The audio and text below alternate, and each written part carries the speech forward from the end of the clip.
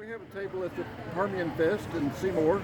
The Dallas Paleo Society has a lot of friends with the museum, so they invited us to come out and display some of our fossils. And so we have material here from Jacksboro, from Dallas County, Denton County, and we have fossils that the kids can pick up and look at, examine close, and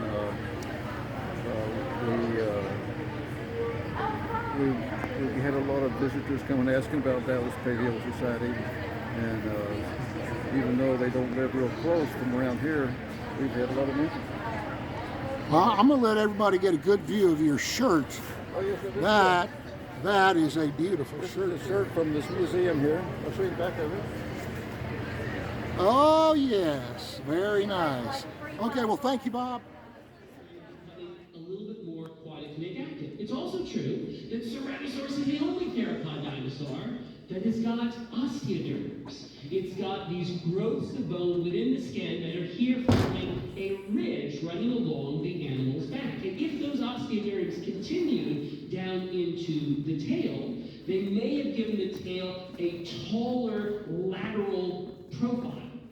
The swimming tails of a modern croc or the swimming tail of a marine iguana benefits from these spines, these scaly structures around the top edge. And what's more, Ceratosaurus just have really, really weird tails. They've got the longest tails of any big carnivorous dinosaur relative to their body size. They've got really, really deep chevrons, really tall neural spines, and tip tail is really, really wide, what we call transverse processes, or more correctly, probably caudal ribs, implying big muscles that would be good at swinging the tail side to side, and the vertebral column also appears to be quite flexible. So we're standing right here in the Whiteside Museum of Natural History Paleo Lab, and this is where all the fossils are brought in from the dig sites around right here in Baylor County.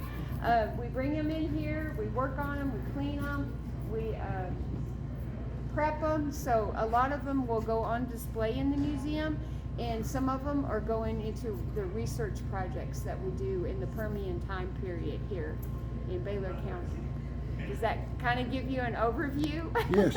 Tell me about, Yes. are these microfossils that you're looking at over here? Well, these right here, these are from an ant den. This is from a red harvester ant den. So we have red harvester ant dens in the area and out on the ranch where they look for the fossils. And a lot of times, if you look very closely at the ant dens, the ants are actually digging up fossils for us. Oh, that's interesting. So that's why we call it paleontology. You see our new display out there? Okay, I'm glad you explained that. And there are a lot of tiny little fossils. Glenn should talk. Glenn here, he knows what he's doing. I'm so glad you're back here, Glenn. Is he the But expert? He is a good paleo prep. So, well, these aren't quite as much. There's some in this one. But if you look really closely in here, you can actually see teeth that the ants have dug up and spread around. Yeah. You see the teeth in there? Yeah, sure do. And I can put here, I'll put them on the table for you. You can look.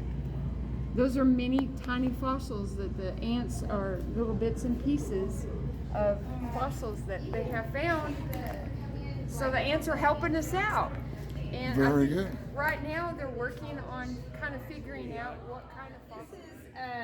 This is Dimetrodon spine fin, and this is my second day in the lab, so I'm trying to work away from the important stuff. I'm just kind of going through the extra matrix.